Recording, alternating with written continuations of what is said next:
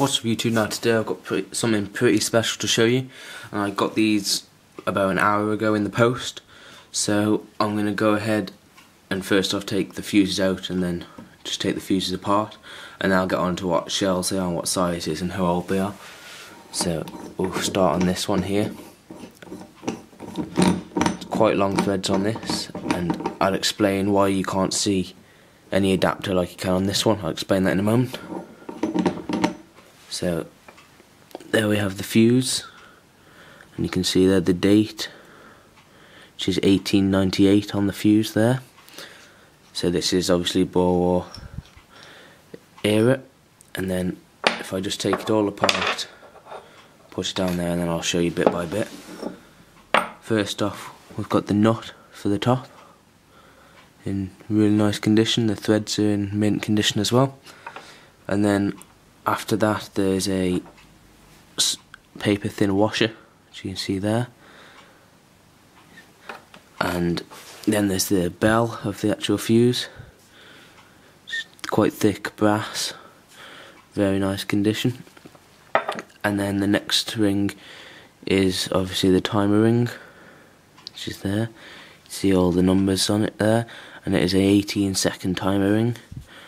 And in there, I don't know if you can see right at the end of my finger there is some markings, but when I get this cleaned up you'll be able to see them more.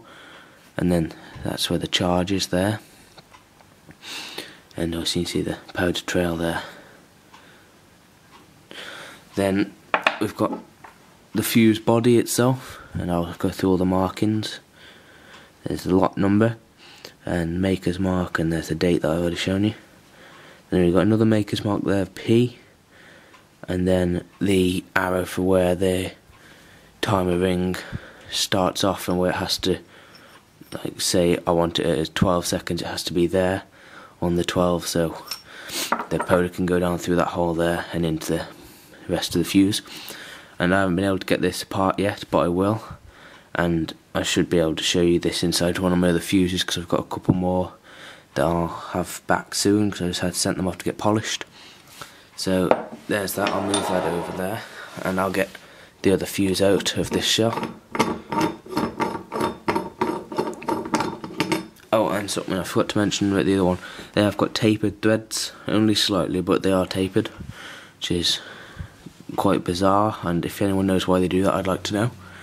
So here we are. We'll take the nut off this one, and you can see in there the threads have been completely destroyed from the impact, but the top still comes off, which is quite nice. And then you've got the washer here, same in nice condition.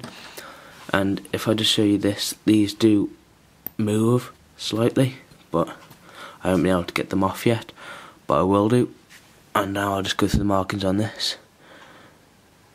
You should be able to see there 12 line 00, so that's December 1900. And then maker's marks, lot numbers, and that's pretty much it. And of course the time and numbers on this. Also an 18-second fuse, and the bottom same. I haven't been able to get that out yet, but I will.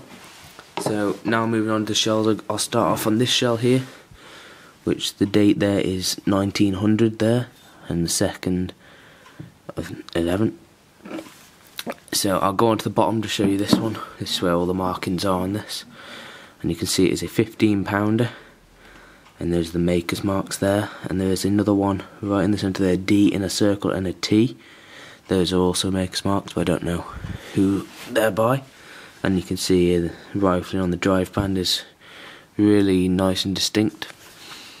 So we'll move to the top of the shell now, where you can see there are brass screws like holding the actual adapter onto the shell. You can see there as well. That's pretty much why I haven't been able to get this off, but it is still in very nice condition, and you can see the brass adapter on top where the locking pin would have been. And then inside there is a second charge, which does move around in there, but I can't get that out. So that's pretty much it on this one. It's Boer War 15 pound in 1900, And now we've got this one, which you can see there is no adapter on here except for this brass one. But I'm going to show you the date on the shell, which is 1887 there. And of course the makes mark RAL, oh well, R arrow and then L. And then you've got I on top. And yeah, you see it says 12 pounder. And then also maker's marks there. But this one is filled from the bottom, which you can see by that line there. And if I get it a bit closer, you can see that there are pins holding it in. So it would be filled from the bottom, this shell would. So that's going to be the next thing I try and do, is try and get this bottom off. So yeah, that's pretty much it on these. And I'll be showing my other bell fuses in the next videos, so keep a lookout for them.